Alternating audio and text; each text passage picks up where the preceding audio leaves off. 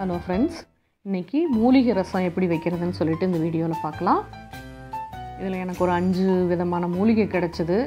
அதை வச்சு இந்த வீடியோவில் ரசம் எப்படி செய்கிறதுன்ட்டு பார்க்கலாம். இப்போ அதுக்கு என்னென்ன பொருள் வேணும்னு சொல்லிட்டு ஒன் பை ஒன்னாக பார்க்கலாம். புளி எடுத்திருக்கேன். புளி வந்து ஒரு எலுமிச்சம்பழம் சைஸுக்கு ஊற வச்சுக்கணும். ஒரே ஒரு தக்காளி எடுத்திருக்கேன். இஞ்சி பூண்டு 2 வரமிளகா, 1 ஸ்பூன் வர கொத்தமல்லி, 1/2 ஸ்பூன் மிளகு, சீரகம் 1 ஸ்பூன், ஓமம் வந்து ஒரு 2 பிஞ்ச் அளவுக்கு மட்டும் எடுத்திருக்கேன், பெருங்காயம் 1/4 ஸ்பூன், மஞ்சள் தூள் 1/2 ஸ்பூன், ஓமவல்லி இலை ஒன்று மட்டும் போதும், துளசி, வேப்பம்பூ, வெத்தலை 2 எடுத்திருக்கேன், தூதுவளை இலை, மல்லித்தழை எடுத்திருக்கேன், கருவேப்பிலை. தூதுவளை இலை வந்து ஒரு 5 நம்பர் மட்டும் எடுத்திருக்கேன், கடுகு, உப்பு, தாளிக்கிறதுக்கு நல்லெண்ணெய். இது ரசம் வந்து கொஞ்சம் கசப்பு தன்மை இருக்கும் அப்படிங்கிறதுனால 1/2 ஸ்பூன் அளவுக்கு நாட்டு சக்கரை எடுத்திருக்கேன். இப்போது ரசம் எப்படி தாளிக்கிறதுன்னு பார்க்கலாம். அதுக்கு முன்னாடி வந்து நம்ம இந்த இலைகள் மசாலா ஐட்டம்ஸ் எல்லாத்தையும் எண்ணெயில் வதக்கிக்கலாம். வர கொத்தமல்லி 1 ஸ்பூன், 1/2 ஸ்பூன் மிளகு, ஜீரகம் 1 ஸ்பூன், 2 பிஞ்ச் அளவுக்கு ஓமம், 2 வரமிளகா. இதை சேர்த்து நல்லா வறுத்துக்குங்க. இஞ்சி பூண்டையும் தட்டி போட்டால் போதும், ஏன்னா நம்ம அதை அரைக்க போகிறோம், அதனால் லேசாக தட்டி போட்டுக்கோங்க.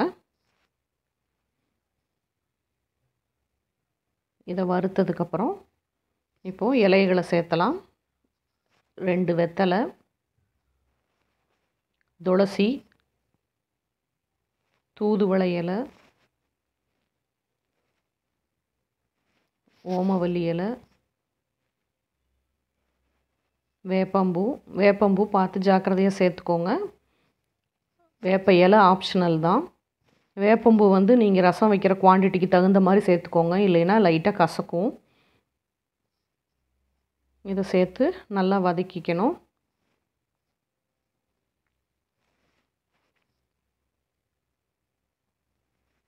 இந்த அளவுக்கு வறுத்துட்டு இதை ஆற வச்சிடலாம்.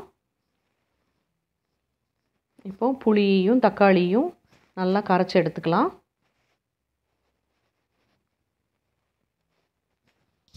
இப்போ ஆறுன இந்த மூலிகையும் மசாலா ஐட்டம்ஸ் இது எல்லாத்தையும் சேர்த்து அரைச்சிக்கலாம். இதுக்கு வந்து லேசாக நான் தண்ணி ஊற்றி தான் அரைச்சிருக்கேன்.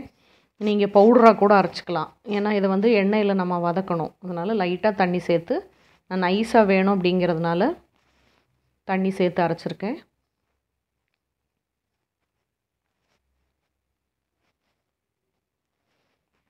தாளிக்கலாம் ரசத்தை.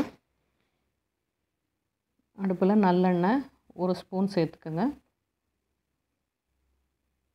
கடுகு,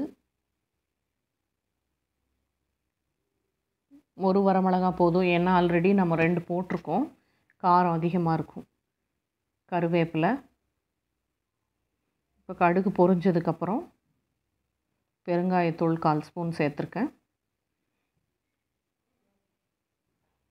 இப்போது அரைச்ச பேஸ்ட்டை வந்து எண்ணெயில் சேர்த்து வதக்கிக்கலாம். லோ ஃப்ளேமில் வச்சுட்டு வதக்கிக்கங்க. இது வந்து உங்களுக்கு பச்சை வாடை போகிற அளவுக்கு வதக்குங்க. அதுக்காக ரொம்பவும் வதக்க வேண்டாம், ஏன்னா உங்களுக்கு அந்த மூலிகையோட சத்தெல்லாம் கம்மியாயிரும்.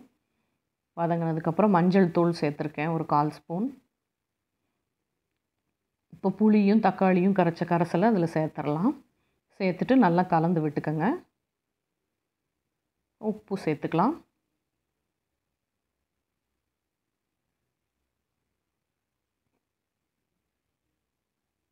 இப்போ ரசம் வந்து கொதிக்க ஆரம்பிச்சிருச்சு. இப்போ கொதிச்சதுக்கப்புறம் பொடியாக கட் பண்ண மல்லித்தழையை சேர்த்துக்கலாம்.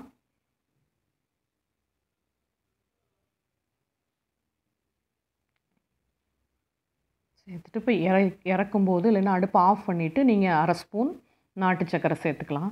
ஏன்னா அப்போ தான் உங்களுக்கு அந்த மூலிகையெல்லாம் சேர்ந்ததுனால உங்களுக்கு லேசாக கசப்பு தன்மை இருக்கும்.